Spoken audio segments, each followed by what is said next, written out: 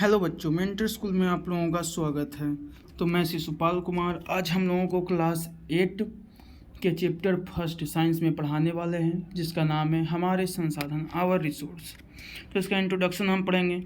हमारे आसपास की हर चीज़ें जो हमारे उपयोग में आती है वो रिसोर्स कहलाती है।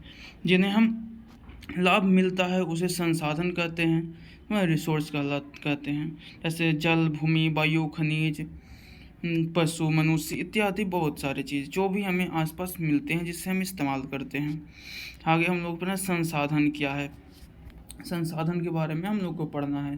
परिभाषा: वह वस्तु या पदार्थ या साधन जो मानव के जीवन में उपयोगी हो या उसके जीवन को आसान बनाता हो, उसको हम लोग क्या बोलेंगे?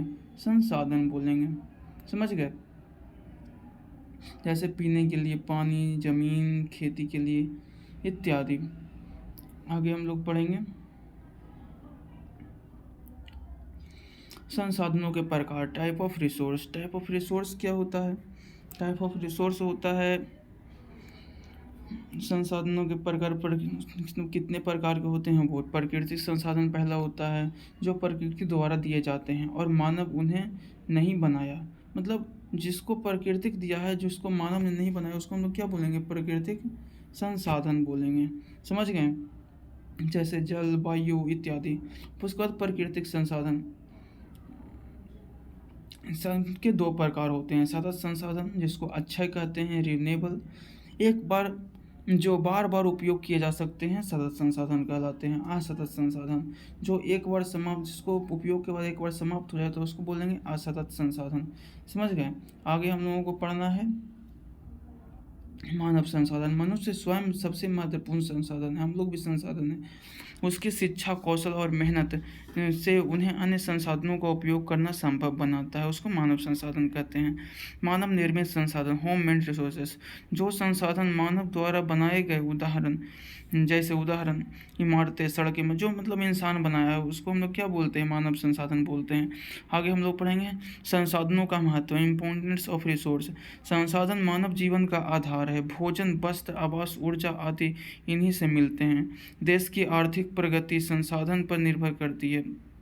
शिक्षा और स्वास्थ्य भी संसाधन से जुड़े हैं। जैसे कि झारखंड हम लोगों से कोयला उद्यान अलग हो गया, इसीलिए बिहार अभी बहुत पीछे चल रहा है। हमारा सारा खनिज अलग अलग हो गए। हमारे पास अभी सिर्फ है गंगा का जल, जिससे हमारे जो धरती खोद करके अपना सोना निकालते हैं। संसाधनों का संरक्षण, कन्वर्जन ऑफ रिसोर्स। संसाधन सीमित हैं, इसलिए हम इन्हें संभाल कर उपयोग करना चाहिए। उसके बाद संरक्षण के तरीके, संसाधनों का सही उपयोग करें, अपशिष्ट मतलब वेस्ट कम करें, पेड़ लगाएं, पर्यावरण बचाएं, रिसाइकलिंग का बढ़ावा दें और भविष्य की पीढ़ियों के लिए संसाधन को बचाएं। सतत विकास क्या होता है? सतत विकास ऐसा विकास जिसके वर्तमान की ज़रूरतें पूरी हो लेकिन भविष्य की पीढ़ियां में संसाधनों को भी सुरक्षित रखते हैं। मुख्य विचार: पर्यावरण की रक्षा, संसाधनों को संतुलित उपयोग और सामाजिक, इस तरह से सतत विकास हो जाता है। सतत विकास ऐसा विकास जिससे वर्तमान की ज़रूरतें पूरी हो लेकिन भविष्य की पीढ़ियों के लिए भी संसाधन को सुरक्षित हो, उसे क्या बोलेंगे? सतत विकास कहेंगे। इसके पूरे चैप्टर का वन शॉट में एक बार रिवीजन करेंगे। संसाधन जो उपयोगी हो और जीवन में काम आए, उसको क्या संसाधन बोलते हैं। यह 3 प्रकार के होते हैं: प्राकृतिक और मानव निर्मित और प्राकृतिक संसाधन। जो अच्छे दो प्रकार के होते हैं। संसाधन का संरक्षण जरूरी है। सतत विकास का मतलब है संसाधनों के साझेदारी से उपयोग हो।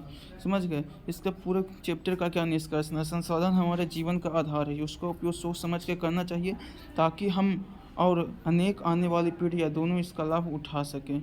अगर आप यूट्यूब पर देख रहे हैं तो सब्सक्राइब कर दीजिएगा। समझ गए?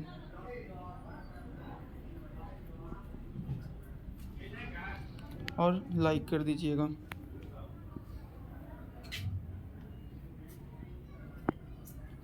धन्यवाद।